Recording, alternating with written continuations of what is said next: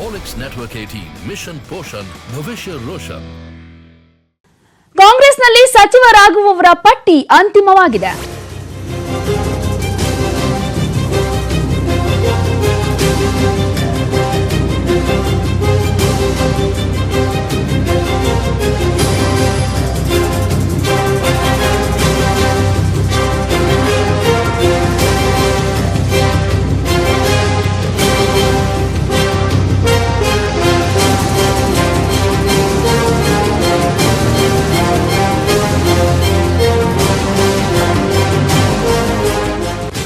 ಕಾಂಗ್ರೆಸ್ನಲ್ಲಿ ಅಂತಿಮವಾಗಿದೆ ಸಚಿವರಾಗೋರ ಪಟ್ಟಿ. ರಾಹುಲ್ ಗಾಂಧಿ ಸಭೆಯಲ್ಲಿ ಈಗಾಗಲೇ ಅಂತಿಮಗೊಂಡಿದೆ ಈ ಲಿಸ್ಟ್. ಡಿಕೆ ಶಿವಕುಮಾರ್, ಕೆಜೆ ಜಾರ್ಜ್, ರೋಷನ್ ಬೇಗ್, ಕೃಷ್ಣ ಬೈರೇಗೌಡ, ರೂಪಾ ಶಶಿಧರ್, ಸತೀಶ್ ಜಾರಕಿಹೊಳಿ, ರಾಜಶೇಖರ್ ಪಾಟೀಲ್, ಎಂಬಿ ಪಾಟೀಲ್, ಶಾಮನೂರು ಶಿವಶಂಕರಪ್ಪ, ಪ್ರಿಯಾಂಕ್ ಖರ್ಗೆ, ಎಚ್ಎಂ ರೇವಣ್ಣ, ಪುಟ್ಟರಂಗಶೆಟ್ಟಿ, ಪ್ರತಾಪ್ ಚಂದ್ರ ಶೆಟ್ಟಿ, ಪಿಟಿ ಪರಮೇಶ್ವರ್ ನಾಯಕ್, ಶಿವಶಂಕರ್ ರೆಡ್ಡಿಗೆ ಅಂತಿಮ ಪಟ್ಟಿಯಲ್ಲಿ ಸ್ಥಾನ ಸಿಕ್ಕಿದೆ. ಈಗಾಗಲೇ ರಾಹುಲ್ ಗಾಂಧಿ ಅವರು ನಡೆಸ್ತಾ ಇದ್ದಂತ ಸಭೆಯಲ್ಲಿ ಕೊನೆಗೂ ಯಾರ್ಯಾರು ಸಚಿವರಾಗಬೇಕು ಅನ್ನೋದ್ರ ಬಗ್ಗೆ ಆ ಲಿಸ್ಟ್ ಈಗಾಗಲೇ ರೆಡಿ ಆಗಿದೆ. ಫೈನಲ್ ಲಿಸ್ಟ್ ಅನ್ನ ಈಗಾಗಲೇ ಅಂತಿಮಗೊಳಿಸಿದ್ದಾರೆ.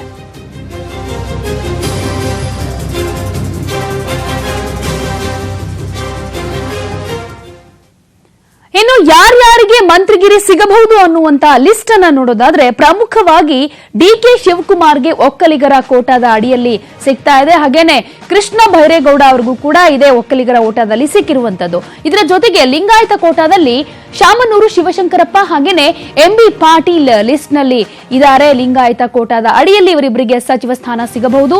ಇನ್ನು ಲಿಂಗಾಯತ ಕೋಟಾದಲ್ಲೇ ಶಾಮನೂರು ಶಿವಶಂಕರಪ್ಪ, ಅದರ ಜೊತೆಗೆ ರಾಜಶೇಖರ್ ಪಾಟೀಲ್ ಕೂಡ ಈ ಲಿಸ್ಟ್ ನಲ್ಲಿ ಇದ್ದಾರೆ. ಹಾಗೇನೆ ಎಸ್ಸಿ ಕೋಟಾದಲ್ಲಿ ಪ್ರಿಯಾಂಕ್ ಖರ್ಗೆ ಹಾಗೇನೆ ರೂಪಾ ಶಶಿಧರ್ ಇವರಿಬ್ಬರಿಗೂ ಕೂಡ ಮಂತ್ರಿಗಿರಿ ಸಿಗಬಹುದು ಅಂತ ಹೇಳಲಾಗ್ತಾ ಇದೆ. ಹಾಗೇನೆ ಇದೇ ಎಸ್ಸಿ ಕೋಟಾದಲ್ಲಿ ಸತೀಶ್ ಜಾರಕಿಹೊಳಿ ಹಾಗೇನೆ ಟಿ ರಘುಮೂರ್ತಿ ಅವರ ಹೆಸರು ಕೂಡ ಇದೆ. ಇದು ಎಸ್ಟಿ ಕೋಟಾದ ಅಡಿಯಲ್ಲಿ ಇರುವಂತಹ ಲಿಸ್ಟ್. ಹಾಗೇನೆ ಹಿಂದುಳಿದ ವರ್ಗದ ಅಡಿಯಲ್ಲಿ ಎಚ್ಎಂ ರೇವಣ್ಣ ಹಾಗೇನೆ ಪ್ರತಾಪ್ ಚಂದ್ರ ಶೆಟ್ಟಿ ಅವರ ಹೆಸರು ಕೂಡ ಇದೆ. ಇವತ್ತು ಮಂತ್ರಿಗಿರಿ ಯಾರ್ಯಾರಿಗೆ ಸಿಗುತ್ತೆ ಅನ್ನೋದನ್ನ ನಾವಿಲ್ಲಿ ಗಮನಿಸಬೇಕಾದ್ರೆ ಹಾಗೇನೆ ಶಿವಶಂಕರ್ ರೆಡ್ಡಿ ಕೂಡ ಹಿಂದುಳಿದ ವರ್ಗ ಕೋಟಾದ ಅಡಿಯಲ್ಲಿ ಇವರ ಹೆಸರು ಕೂಡ ಇದೆ. ಇನ್ನು ಅಲ್ಪಸಂಖ್ಯಾತ ಕೋಟಾದ ಅಡಿಯಲ್ಲಿ ರೋಷನ್ ಬೇಗ್ ಹಾಗೇನೆ ಕೆಜೆ ಜಾರ್ಜ್ ಅವರ ಹೆಸರಿದೆ. ಇನ್ನು ಬೆಂಗಳೂರು ವಿಭಾಗದಲ್ಲಿ ನೋಡೋದಾದ್ರೆ ಯಾರ್ಯಾರಿಗೆ ಮಂತ್ರಿಗಿರಿ ಸಿಗಬಹುದು ಅನ್ನೋದನ್ನ ನಾವಿಲ್ಲಿ ಗಮನಿಸಬೇಕಾಗತ್ತೆ. ಪ್ರಮುಖವಾಗಿ ಈಗ ಅಲ್ಪಸಂಖ್ಯಾತರ ಅಡಿಯಲ್ಲಿ ಕೆಜೆ ಜಾರ್ಜ್ ಹಾಗೇನೆ ರೋಷನ್ ಬೇಗ್ ಅವರ ಹೆಸರಿದೆ. ಹಾಗೆ ಬೆಂಗಳೂರು ವಿಭಾಗದಲ್ಲಿ ಡಿಕೆ ಶಿವಕುಮಾರ್ ಹಾಗೇನೆ ರೂಪಾ ಶಶಿಧರ್ಗೆ ಮಂತ್ರಿ ಸ್ಥಾನ ಸಿಗಬಹುದು. ಉತ್ತರ ಕರ್ನಾಟಕ ಭಾಗದಲ್ಲಿ ಎಂಬಿ ಪಾಟೀಲ್ಗೆ ಹಾಗೇನೆ ರಾಜಶೇಖರ್ ಪಾಟೀಲ್ಗೆ ಮಂತ್ರಿಗಿರಿ ಸಿಗಬಹುದು. ಅದರ ಜೊತೆಗೆ ಉತ್ತರ ಕರ್ನಾಟಕದಲ್ಲೇ ಪ್ರಿಯಾಂಕ್ ಖರ್ಗೆ ಹಾಗೇನೆ ಸತೀಶ್ ಜಾರಕಿಹೊಳಿ ಅವರ ಹೆಸರು ಕೂಡ ಇದೆ. ಹಾಗೇನೆ ಕರಾವಳಿ ಭಾಗದಲ್ಲಿ ಪ್ರತಾಪ್ ಚಂದ್ರ ಶೆಟ್ಟಿಗೆ ಸಚಿವ ಸಂಪುಟದಲ್ಲಿ ಸ್ಥಾನ ಸಿಗತ್ತೆ.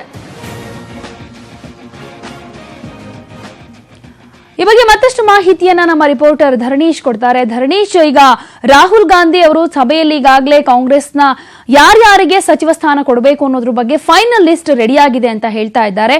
ಲಿಸ್ಟ್ ನಲ್ಲಿ ಯಾರ್ಯಾರಿದ್ದಾರೆ, ಎಷ್ಟು ಜನಕ್ಕೆ ಸಚಿವ ಸ್ಥಾನ ಅಂತ? ಪ್ರತಿಮಾ, ನಿನ್ನೆ ದಿನ ಇಡೀ ಕಸರತ್ತು ನಡೆಸಿದಂತಹ ಕಾಂಗ್ರೆಸ್ ನಾಯಕರು, ರಾಜ್ಯ ನಾಯಕರು ಮತ್ತು ಹೈಕಮಾಂಡ್ ನಾಯಕರು ಕಡೆಗೂ ರಾಜ್ಯದ ಕಾಂಗ್ರೆಸ್ ವತಿಯಿಂದ ರಾಜ್ಯದಲ್ಲಿ ಯಾರ್ಯಾರು ಸಚಿವರಾಗಬೇಕು ಅನ್ನುವಂಥದ್ದನ್ನ ನಿರ್ಧರಿಸಿದರೆ ಈಗ ನಮಗೆ ಸಿಕ್ತಿರುವಂತಹ ಮಾಹಿತಿಗಳ ಪ್ರಕಾರ ಡಿಕೆ ಶಿವಕುಮಾರ್, ಕೆಜೆ ಜಾರ್ಜ್, ರೋಷನ್ ಬೇಗ್, ಕೃಷ್ಣ ಬೈರೇಗೌಡ, ರೂಪಾ ಶಶಿಧರ್, ಸತೀಶ್ ಜಾರಕಿಹೊಳಿ, ರಾಜಶೇಖರ್ ಪಾಟೀಲ್, ಎಂಬಿ ಪಾಟೀಲ್, ಶಾಮನೂರು ಶಿವಶಂಕರಪ್ಪ, ಪ್ರಿಯಾಂಕ್ ಖರ್ಗೆ ಮತ್ತೆ ಎಚ್ಎಂ ರೇವಣ್ಣ, ಪುಟ್ಟರಂಗ ಶೆಟ್ಟಿ, ಪ್ರತಾಪ್ ಚಂದ್ರ ಶೆಟ್ಟಿ, ಪಿಟಿ ಪರಮೇಶ್ವರ್ ನಾಯಕ್ ಮತ್ತು ಶಿವಶಂಕರ್ ರೆಡ್ಡಿ ಈ ಹೆಸರುಗಳು ಅಂತಿಮಗೊಂಡಿವೆ ಅಂತ ಹೇಳಿ ಗೊತ್ತಾಗಿದೆ. ಅಂದ್ರೆ ಇಲ್ಲಿ ಒಂದಷ್ಟು ಜಾತಿ ಮತ್ತು ಜಿಲ್ಲೆಯ ಲೆಕ್ಕಾಚಾರಗಳನ್ನ ಮತ್ತು ಸಮತೋಲನ ಮಾಡುವಂತಹ ಪ್ರಯತ್ನವನ್ನ ಕಾಂಗ್ರೆಸ್ ಹೈಕಮಾಂಡ್ ಮಾಡಿದೆ. ಅದೇ ಕಾರಣಕ್ಕೋಸ್ಕರ ಬಹುಶಃ ಏನೋ ಒಂದ್ ಇಡೀ ದಿನ ತಗೊಳ್ತು ಅಂತ ಕಾಣಿಸುತ್ತೆ, ಇಡೀ ಪ್ರೋಸೆಸ್ ಆಗಿ ಹೆಸರುಗಳನ್ನ ಅಂತಿಮಗೊಳಿಸ್ಲಿಕ್ಕೆ. ಫಾರ್ ಎಕ್ಸಾಂಪಲ್, ಈಗ ಒಕ್ಕಲಿಗರ ವತಿಯಿಂದ 3 ಜನರಿಗೆ ಅವಕಾಶವನ್ನ ನೀಡಬೇಕು ಅಂತ ಹೇಳಿ ಬಹಳ ದೊಡ್ಡ ಮಟ್ಟದಲ್ಲಿ ಚರ್ಚೆ ಆಗ್ತಾ ಇತ್ತು. ಅಂದ್ರೆ ಡಿಕೆ ಶಿವಕುಮಾರ್, ಕೃಷ್ಣ ಬೈರೇಗೌಡ ಮತ್ತು ಎಂ ಕೃಷ್ಣಪ್ಪ. ಆದ್ರೆ ಅಂತಿಮವಾಗಿ ಕೇವಲ 2 ಹೆಸರುಗಳನ್ನ ಉಳಿಸ್ಕೊಳ್ಳಲಾಗಿದೆ. ಡಿಕೆ ಶಿವಕುಮಾರ್ ಅಂದ್ರೆ ಮೈತ್ರಿ ಸರ್ಕಾರದಲ್ಲಿ ಸ್ವಲ್ಪ ಮಟ್ಟಿಗೆ ಮೈತ್ರಿ ಸರ್ಕಾರ ಅಸ್ತಿತ್ವ ಬರ್ಲಿಕ್ಕೆ ಶ್ರಮ ಹಾಕಿದಂತ ಡಿ.ಕೆ. ಶಿವಕುಮಾರ್ಗೆ ಕಡೆಗೂ ಕೂಡ ಮಂತ್ರಿ ಸ್ಥಾನವನ್ನ ಕೊಡಲಾಗಿದೆ. ಅದ್ರ ಜೊತೆಗೆ ಒಕ್ಕಲಿಗರ ಕೋಟದಲ್ಲಿ ಕೃಷ್ಣ ಬೈರೇಗೌಡರಿಗೂ ಕೂಡ ಅಂದ್ರೆ ಒಕ್ಕಲಿಗರ ಕೋಟನೂ ಆಯ್ತು, ಬೆಂಗಳೂರಿನ ಕೋಟನೂ ಆಯ್ತು ಅನ್ನುವ ನಿಟ್ಟಿನಲ್ಲಿ ಅವರಿಗೆ ಅವಕಾಶವನ್ನ ಮಾಡಿಕೊಡ್ಲಾಗಿದೆ. ಜೊತೆಗೆ ಯಂಗ್ಸ್ಟರ್ ಅನ್ನುವಂತಹ ಒಂದು ಅಂಶ ಅವರು ಸಚಿವ ಸ್ಥಾನವನ್ನ ಪಡ್ಕೊಳ್ಳಿಕ್ಕೆ ಸಹಕಾರಿಯಾಗಿದೆ. ಇನ್ನು ಅಲ್ಪಸಂಖ್ಯಾತರ ಕೋಟದಲ್ಲಿ ಕೆ.ಜೆ. ಜಾರ್ಜ್ ಮತ್ತು ರೋಷನ್ ಬೇಗ್ ಅವರ ಹೆಸರುಗಳು ಅಂತಿಮಗೊಂಡಿದ್ದಾವೆ. ಉಳಿದಂತೆ ಲಿಂಗಾಯತರ ಕೋಟದಲ್ಲಿ ಎಂ.ಬಿ. ಪಾಟೀಲ್, ಶಾಮನೂರ್ ಶಿವಶಂಕರಪ್ಪ ಹೆಸರು ಅಂತಿಮಗೊಂಡಿದೆ. ಪ್ರತಿಮಾ, ಧನ್ಯವಾದ ಧರಣೀಶ್.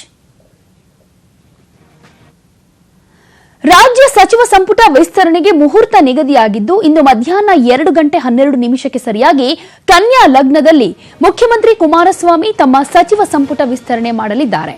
ಕಾಂಗ್ರೆಸ್ ಹಾಗೂ ಜೆಡಿಎಸ್ನ ಶಾಸಕರು ಸಚಿವರಾಗಿ ಪ್ರಮಾಣ ವಚನ ಸ್ವೀಕಾರ ಮಾಡೋದಕ್ಕೆ ರಾಜಭವನದ ಗಾಜಿನ ಮನೆಯಲ್ಲಿ ಸಕಲ ಸಿದ್ದತೆ ಮಾಡಿಕೊಳ್ಳಲಾಗಿದೆ. ಕಾಂಗ್ರೆಸ್ ಹಾಗೂ ಜೆಡಿಎಸ್ ಪಕ್ಷದಿಂದ ಯಾರೆಲ್ಲ ಸಚಿವರಾಗಿ ಪ್ರಮಾಣ ವಚನ ಸ್ವೀಕಾರ ಮಾಡ್ತಾರೆ ಅನ್ನೋ ಪಟ್ಟಿ ಬೆಳಗ್ಗೆ 10 ಗಂಟೆಯ ಬಳಿಕ ರಾಜಭವನ ತಲುಪಲಿದೆ. ನೂತನ ಸಚಿವರ ಪ್ರಮಾಣ ವಚನ ಸ್ವೀಕಾರ ಹಿನ್ನೆಲೆಯಲ್ಲಿ ಎಲ್ಲಾ ರೀತಿಯ ಭದ್ರತೆಗೆ ಕ್ರಮ ಕೈಗೊಳ್ಳಲಾಗಿದೆ ಅಂತ ನಗರ ಪೊಲೀಸ್ ಆಯುಕ್ತ ಸುನಿಲ್ ಕುಮಾರ್ ತಿಳಿಸಿದ್ದಾರೆ. ರಾಜಭವನದ ಬಳಿ ಭದ್ರತೆಗಾಗಿ ಕೆಎಸ್ಆರ್ಪಿ, ಸಿಎಆರ್ ತುಕಡಿಗಳನ್ನು ನಿಯೋಜಿಸಲಾಗಿದೆ ಎಂದಿರುವ ಅವರು ಹೆಚ್ಚುವರಿ ಪೊಲೀಸ್ ಆಯುಕ್ತ ಬಿಕೆ ಸಿಂಗ್ ನೇತೃತ್ವದಲ್ಲಿ ಭದ್ರತೆ ಕೈಗೊಳ್ಳಲಾಗಿದೆ ಅಂತ ಹೇಳಿದರು. ಕೇಂದ್ರ ಡಿಸಿಪಿ, ವಿಧಾನಸೌಧ ಭದ್ರತಾ ಡಿಸಿಪಿಗೆ ಭದ್ರತೆಯ ಉಸ್ತುವಾರಿಯನ್ನು ವಹಿಸಲಾಗಿದೆ. ಒಟ್ಟು 300ಕ್ಕೂ ಹೆಚ್ಚು ಪೊಲೀಸರನ್ನ ಭದ್ರತೆಗೆ ಅಂತ ನಿಯೋಜನೆ ಮಾಡಲಾಗಿದೆ ಅಂತ ಮಾಹಿತಿ ನೀಡಿದ್ದಾರೆ. ಮಧ್ಯಾಹ್ನ 2 ಗಂಟೆ ಸುಮಾರಿಗೆ ರಾಜಭವನದ ಗಾಜಿನ ಮನೆಯಲ್ಲಿ ಕೆಲವೊಂದು ಸಚಿವರುಗಳು ಪ್ರಮಾಣ ಸ್ವೀಕಾರ ಮಾಡಲಿದ್ದಾರೆ. ಅದಕ್ಕಾಗಿ ಬೆಂಗಳೂರು ನಗರ ಸೆಂಟ್ರಲ್ ಡಿವಿಷನ್ ವತಿಯಿಂದ ಬಂದೋಬಸ್ತ್ ವ್ಯವಸ್ಥೆಯನ್ನು ಮಾಡಲಾಗಿದೆ.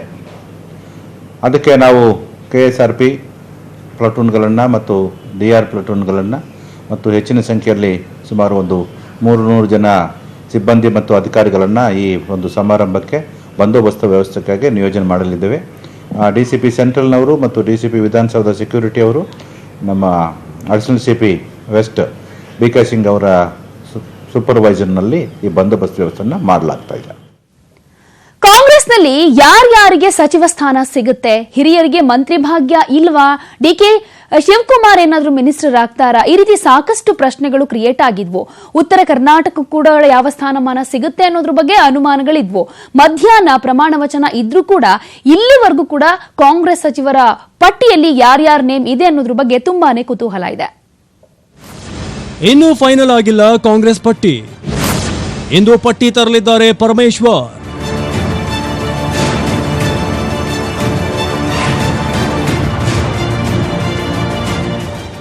ನಿನ್ನೆ ಸಂಜೆ 4:30ರಿಂದ ರಾತ್ರಿ 9:30 ತನಕ ಕಾಂಗ್ರೆಸ್ ಅಧ್ಯಕ್ಷ ರಾಹುಲ್ ಗಾಂಧಿ ರಾಜ್ಯ ಕಾಂಗ್ರೆಸ್ ನಾಯಕರ ಜೊತೆ ಮ್ಯಾರಥಾನ್ ಮೀಟಿಂಗ್ ನಡೆಸಿದ್ರು.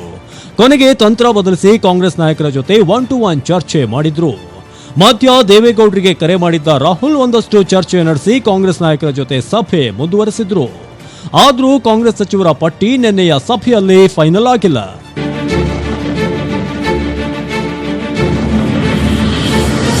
ಸಭೆ ಬಳಿಕ ಮಾಹಿತಿ ನೀಡಿದ ಡಿಸಿಎಂ ಪರಮೇಶ್ವರ್ ಎಲ್ಲ ಆಯಾಮಗಳಲ್ಲಿ ಸಮಾಲೋಚನೆ ಮಾಡಿದ್ದು ಇಂದು ಬೆಳಗ್ಗೆ ಕಾಂಗ್ರೆಸ್ ಸಚಿವರ ಪಟ್ಟಿ ಫೈನಲ್ ಆಗುತ್ತೆ ಅಂದ್ರು. ಅಂತಿಮ ಆಗಿಲ್ಲ, ಯಾಕೆಂದ್ರೆ ಖಾತೆಗಳನ್ನು ಕೂಡ ಚರ್ಚೆ ಮಾಡಿದ್ದೇವೆ. ನಮಗೇನು ಖಾತೆಗಳು ಬಂದಿದೆ ಅದನ್ನು ಕೂಡ ಚರ್ಚೆ ಜೊತೆಯಾಗಿ ಖಾತೆಗಳನ್ನು ಚರ್ಚೆ ಮಾಡಿದ್ದೇವೆ.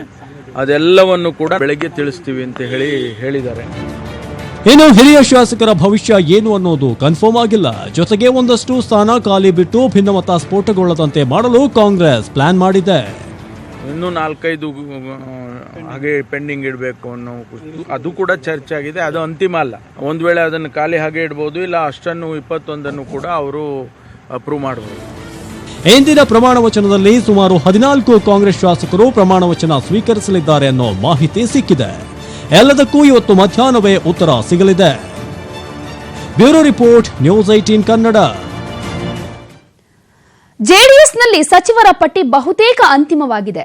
ದೇವೇಗೌಡರು ಅಳೆದು ತೂಗಿ ಸಚಿವರ ಪಟ್ಟಿಯನ್ನ ತಯಾರಿಸಿದ್ದು, ಕೆಲವು ಸ್ಥಾನಗಳಲ್ಲಿ ಖಾಲಿ ಉಳಿಸಿಕೊಳ್ಳೋದಕ್ಕೆ ಜೆಡಿಎಸ್ ನಿರ್ಧರಿಸಿದೆ. ಹಾಗಿದ್ರೆ ಜೆಡಿಎಸ್ ಲೆಕ್ಕಾಚಾರದ ಸ್ಟೋರಿ ಇಲ್ಲಿದೆ. ಜೆಡಿಎಸ್ ಸಚಿವರ ಪಟ್ಟಿ ಫೈನಲ್ ಆಗಿದೆ. ನಿರೀಕ್ಷೆಯಂತೆಯೇ ಹಿರಿಯ ಮುಖಗಳಿಗೆ ಮಣೆ ಹಾಕಲಾಗಿದ್ದು, ಕೆಲ ಸಚಿವ ಸ್ಥಾನ ಯಾರಿಗೂ ಕೊಡದೆ ಉಳಿಸಿಕೊಳ್ಳಲು ಜೆಡಿಎಸ್ ನಿರ್ಧರಿಸಿದೆ. ಜೆಡಿಎಸ್ಗೆ ಸಿಕ್ಕಿರುವ 12 ಸಚಿವ ಸ್ಥಾನಗಳ ಪೈಕಿ 10 ಸಚಿವ ಸ್ಥಾನಗಳನ್ನು ಭರ್ತಿ ಮಾಡಲು ಜೆಡಿಎಸ್ ಮುಂದಾಗಿದೆ. ಪಕ್ಷದ ಅಡಿನಲ್ಲಿ ತೀರ್ಮಾನ ತಗೋತೀವಿ. ಯಾವುದೇ ರೀತಿ ಗೊಂದಲಗಳಿಲ್ಲ. ಯಾವುದೇ ಗೊಂದಲ ಇದ್ರೂ ಅದನ್ನು ಸುಗಮವಾಗಿ ಸರಿಪಡಿಸ್ತೀವಿ. ಅದರ ಬಗ್ಗೆ ತಾವ್ಯಾರು ಅಂತ ಒಂದು ಬೇಗುದಿ ವ್ಯಕ್ತಪಡಿಸ್ತಕ್ಕಂಥ ಅನಾವಶ್ಯಕ ನನ್ನ ಅಭಿಪ್ರಾಯ. ಇದರ ನಡುವೆ ಎಚ್ಡಿ ರೇವಣ್ಣ ತಮಗೆ 2 ಖಾತೆ ಬೇಕೆಂದು ಪಟ್ಟು ಹಿಡಿದಿದ್ದಾರೆ ಎನ್ನಲಾಗಿದೆ. ಹೀಗಾಗಿ ರೇವಣ್ಣ ಇಂಧನ ಹಾಗೂ ಲೋಕೋಪಯೋಗಿ ಖಾತೆ ಪಡೆಯುವ ಸಾಧ್ಯತೆ ಇದೆ. ಇನ್ನೊಂದೆಡೆ ಸಚಿವ ಸ್ಥಾನ ಸಿಗದಿದ್ದಕ್ಕೆ ಬಸವರಾಜ ಹೊರಟ್ಟಿ ಬೇಸರ ವ್ಯಕ್ತಪಡಿಸಿದ್ದು, ನನಗೆ ಸಚಿವ ಸ್ಥಾನವೂ ಬೇಡ, ಸಭಾಪತಿ ಸ್ಥಾನವೂ ಬೇಡ ಎಂದಿದ್ದಾರೆ. ಇತ್ತ ಶಾಸಕ ವಿಶ್ವನಾಥ್, ನಾನು ಸಚಿವ ಸ್ಥಾನದ ಆಕಾಂಕ್ಷಿಯೇ ಅಲ್ಲ ಎಂದು ಅಚ್ಚರಿ ಮೂಡಿಸಿದ್ದಾರೆ. Bureau report, news 18 Kannada. ಇನ್ನು ಜೆಡಿಎಸ್ನಲ್ಲಿ ಯಾರಿಗೆ ಮಂತ್ರಿಗಿರಿ ಸಿಗಬಹುದು ಅನ್ನುವಂತ ಲಿಸ್ಟ್ ಯಾವ ರೀತಿಯಾಗಿದೆ ಅನ್ನೋದನ್ನ ನಾವಿಲ್ಲಿ ನೋಡೋದಾದ್ರೆ, ಒಕ್ಕಲಿಗರ ಕೋಟಾದ ಅಡಿಯಲ್ಲಿ ಎಚ್ಡಿ ರೇವಣ್ಣ ಹಾಗೇನೆ ಜಿಟಿ ದೇವೇಗೌಡ ಅವರ ಹೆಸರಿದೆ. ಹಾಗೇನೆ ಒಕ್ಕಲಿಗರ ಕೋಟಾದಲ್ಲೇ ಡಿಸಿ ತಮ್ಮಣ್ಣ ಹಾಗೂ ಸತ್ಯನಾರಾಯಣ ಅವರ ಹೆಸರು ಕೂಡ ಇದೆ. ಇವರಿಗೆಲ್ಲ ಮಂತ್ರಿಗಿರಿ ಸ್ಥಾನ ಸಿಗಬಹುದು ಅಂತ ಹೇಳಲಾಗ್ತಾ ಇದೆ. ಹಾಗೆ ಲಿಂಗಾಯತ ಕೋಟಾದಲ್ಲಿ ವೆಂಕಟರಾವ್ ನಾಡಗೌಡ ಹಾಗೇನೆ ಎಂಸಿ ಮನಗುಳಿ ಅವರಿಗೆ ಮಂತ್ರಿ ಸ್ಥಾನ ಸಿಗಬಹುದು. ಇನ್ನು ಎಸ್ಸಿ ಕೋಟಾದಲ್ಲಿ ಎನ್ ಮಹೇಶ್ ಅವರ ಹೆಸರಿದೆ. ಹಾಗೇನೆ ಎಚ್ಕೆ ಕುಮಾರಸ್ವಾಮಿ ಅವರ ಹೆಸರು ಕೂಡ ಇದೆ. ಇನ್ನು ಎಸ್ಟಿ ಕೋಟಾದಲ್ಲಿ, ಕುರುಬರ ಕೋಟಾದಲ್ಲಿ ನಾವು ನೋಡೋದಾದ್ರೆ ರಾಜಾ ವೆಂಕಟಪ್ಪ ನಾಯಕ್ ಅವರ ಹೆಸರಿದೆ. ಹಾಗೇನೆ ಬಂಡೆಪ್ಪ ಕಾಶೆಂಪೂರ್ ಅವರ ಹೆಸರು ಕೂಡ ಇದೆ. ಇನ್ನು ಪ್ರದೇಶವಾರು ನೋಡೋದಾದ್ರೆ ಹಳೆ ಮೈಸೂರು ಭಾಗದಿಂದ ಎಚ್ಡಿ ರೇವಣ್ಣ, ಜಿಟಿ ದೇವೇಗೌಡ ಹಾಗೇನೆ ಸಿಎಸ್ ಪುಟ್ಟರಾಜು ಅವರ ಹೆಸರಿದೆ. ಅಂದ್ರೆ ಇವರೆಲ್ಲರೂ ಕೂಡ ಮಂತ್ರಿ ಸ್ಥಾನವನ್ನ ಪಡಿತಾರೆ ಅಂತ ಹೇಳಲಾಗ್ತಾ ಇದೆ. ಇನ್ನು ಹಳೆ ಮೈಸೂರು ಭಾಗದಲ್ಲೇ ಡಿಸಿ ತಮ್ಮಣ್ಣ, ಎನ್ ಮಹೇಶ್ ಹಾಗೇನೆ ಎಚ್ಕೆ ಕುಮಾರಸ್ವಾಮಿ ಅವರಿಗೂ ಕೂಡ ಮಂತ್ರಿ ಸ್ಥಾನ ಸಿಗುತ್ತೆ ಅಂತ ಹೇಳಲಾಗ್ತಿದೆ. ಉತ್ತರ ಕರ್ನಾಟಕದಿಂದ ರಾಜಾ ವೆಂಕಟಪ್ಪ ನಾಯಕ್, ಬಂಡೆಪ್ಪ ಕಾಶೆಂಪೂರ್, ವೆಂಕಟರಾವ್ ನಾಡಗೌಡ ಅವರಿಗೆ ಮಂತ್ರಿ ಸ್ಥಾನ ಸಿಗುತ್ತೆ. ಇನ್ನು ಮಧ್ಯ ಕರ್ನಾಟಕ ಭಾಗದಲ್ಲಿ ಸತ್ಯನಾರಾಯಣ ಅವರ ಹೆಸರಿದೆ.